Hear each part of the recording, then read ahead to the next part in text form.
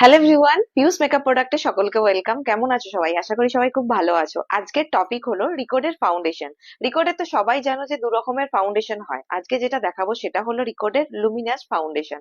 তো এই ফাউন্ডেশনটা প্রত্যেকের থেকে মেসেজ পেয়েছিলাম যে এটা কবে রিস্টক হবে, তো আমাদের কাছে অলরেডি এটা অ্যাভেলেবেল হয়ে গেছে। তো কি কি শেড তোমরা পাবে এবং কোন শেড নিলে কাজ করতে পারবে সেটারই ভিডিও আজকে তোমাদের সাথে শেয়ার করব, দেখতে থাকো।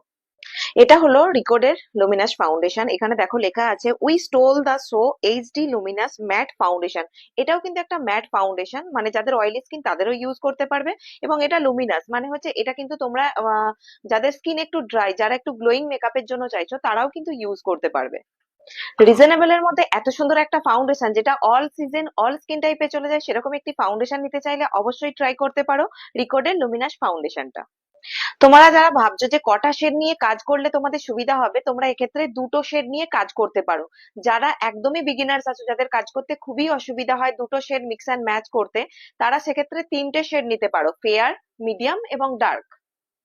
এই হলো তিনটে ফাউন্ডেশন, যেটা ফেয়ার, মিডিয়াম এবং ডার্ক।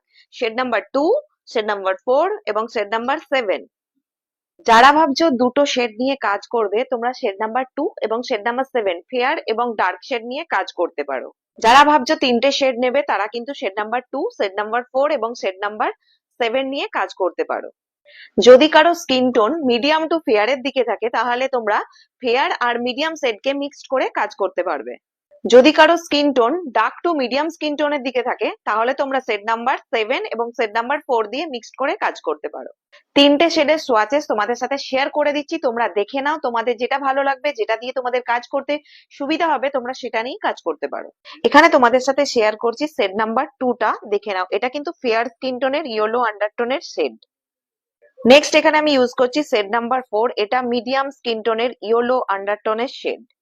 এবং নেক্সট আমি ইউজ করছি শেড নাম্বার 7, যেটা ডার্ক স্কিন টোনের শেড।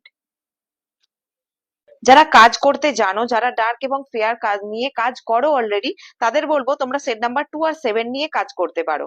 আর যারা ভাবছো যে আমাদের কাজ করতে অসুবিধা হচ্ছে, তাদেরকে বলবো তোমরা এই তিনটে শেড পারচেস করো, সেট নাম্বার 2, সেট নাম্বার 4 এবং সেট নাম্বার 7।